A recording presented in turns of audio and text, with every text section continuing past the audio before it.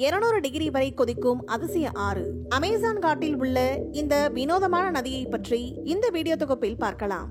உலக நிலப்பரப்பில் 71% நீரால் சூழப்பட்டுள்ளது. இந்த பூமியில் உள்ள பல விஷயங்கள் நம்மால் நம்ப முடியாத வியப்பூட்டுவதாக இருக்கின்றன. மகாராஷ்டிராவின் ஒளிரும் காடுகள், மாலத்தீவின் ஒளிரும் அலைகள், நில அதிர்வுக்கே அசையாத மச்சு பிச்சு, அணையாமல் எரியும் நெருப்பு குழிகள் என பல இயற்கை அற்புதங்கள் இருக்கின்றன. அந்த வகையில் அமேசானில் உள்ள ஒரு நதியானது கிட்டத்தட்ட 200 டிகிரி ஃபாரன்ஹீட் வரை கொதிக்கும் என்று கூறுகிறார்கள். தென் அமெரிக்காவில் உள்ள அமேசான் காடு பற்றி நம் அனைவருக்கும் தெரியும். இது Bolivia, Brazil, Colombia, Ecuador, Suriname மற்றும் வெனிசுலா ஆகிய நாடுகளில் பரவியுள்ளது. அமேசானின் அடர்ந்த காட்டில்தான் இந்த வித்தியாசமான நதி மறைந்துள்ளது. இதனை ஷனாய் டிம்பிஸ்கா என்று அழைக்கின்றார்கள்.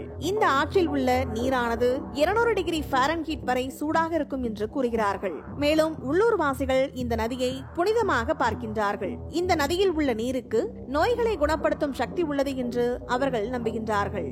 இந்த கொதிக்கும் நதி பற்றி பல உண்மைகளும் கட்டுக்கதைகளும் உலாவுகின்றன. அமேசானில் மறைந்திருக்கும் தங்க நகரத்தின் பகுதிதான் இந்த ஆறு என்று புராணங்கள் கூறுகின்றன.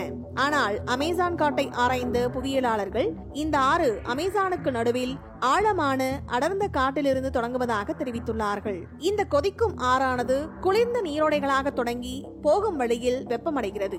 இதன் பாதையில் சில வெப்ப ஊற்றுகள் இருப்பதாக கூறப்படுகிறது. இரவு நேரத்தில் இந்த ஷனாய் டிம்பிஸ்கா ஆறு ஓரளவு குளிர்ச்சியடையும் என்று கூறுகிறார்கள். மொத்தம் 9 கிலோமீட்டர் நீளமான இந்த நதியில் 6.24 கிலோமீட்டர் கொதிக்கும் நீராக உள்ளது.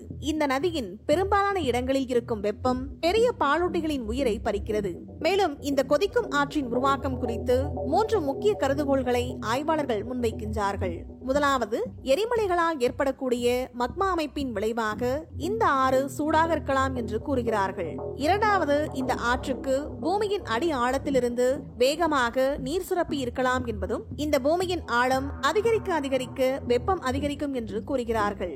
மூன்றாவது, இது ஒரு எண்ணெய் வயல் விபத்தால் ஏற்பட்டிருக்கலாம் என்றும், இந்த நதியிலிருந்து 2 முதல் 3 கிலோமீட்டர் தொலைவில் ஒரு பழமையான எண்ணெய் வயல்கள் இருக்கின்றன என்றும் கூறியுள்ளார்கள்.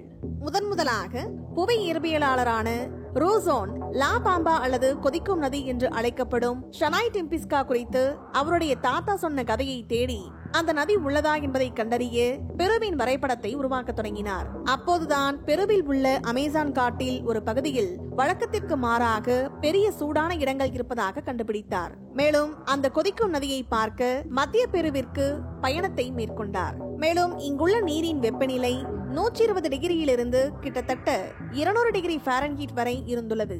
அதனை அடுத்து அவர் ஆற்றின் வெவ்வேறு பகுதிகளின் மாதிரிகளை சேகரித்துள்ளார்.